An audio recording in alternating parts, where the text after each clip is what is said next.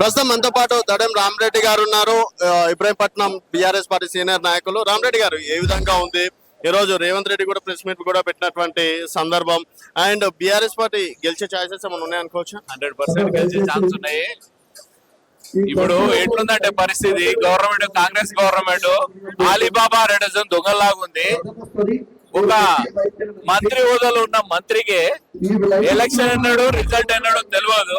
కానీ ఈ జనాలను చూస్తుంటే రోజు ఆల్రెడీ జనాలంతా జూబ్లీస్ ఉన్న జనాలంతా ఆల్రెడీ ఫిక్స్ అయిపోయారు. మౌనంగా నిశ్శబ్దం పాటిస్తున్నారు.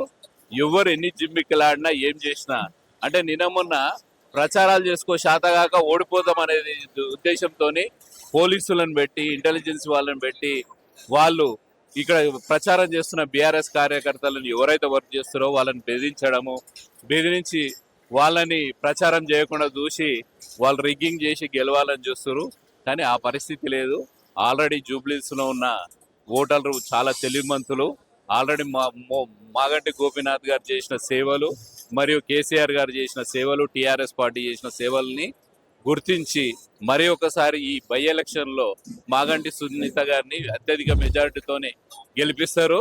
ఇదే స్థానంలో 14వ రోజు సంబరాలు జరుపుకుందామని తెలియజేస్తున్నారు. అయితే కాదన్న, ఇప్పుడు చూసుకున్నట్టయితే పథకాలు కట్ అవుతాయి అని చెప్పేసి రేవంత్ రెడ్డి గారు చెప్పడం, అజారుద్దీన్ కి మంత్రి పదవి ఇవ్వడం, తర్వాత నిన్న మొన్న చూసుకుంటే సునీతమ్మ గారి కుటుంబం పైన కూడా లేనిపోని ఆరోపణలు వస్తున్నాయి.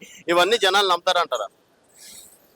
ఇవన్నీ ముమ్మాటికి నమ్మరు. ఎందుకంటే ఎలక్షన్ అనేది జూబ్లీస్ లో బై ఎలక్షన్ వచ్చింది. ఇది అన్ఫార్చునేట్లీ వచ్చిన ఎలక్షన్.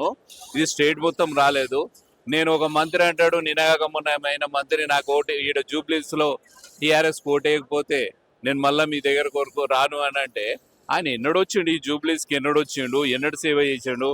మొన్న ఎలక్షన్లలో వచ్చిండంటే మళ్ళీ 2 years నుంచి పత్తా కనిపించింది లేదు.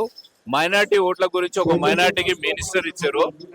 6 months లోపల ఆయనకు ఒక ఎమ్మెల్సీ ఎమ్మెల్యే కావాలి.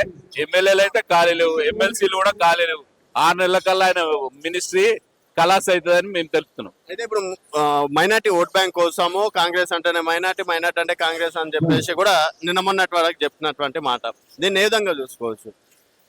ఇప్పుడు కాంగ్రెస్ అంటేనే మైనార్టీ అంటేనే కాంగ్రెస్ అనేది కాంగ్రెస్ వాళ్ళు చెప్తారు.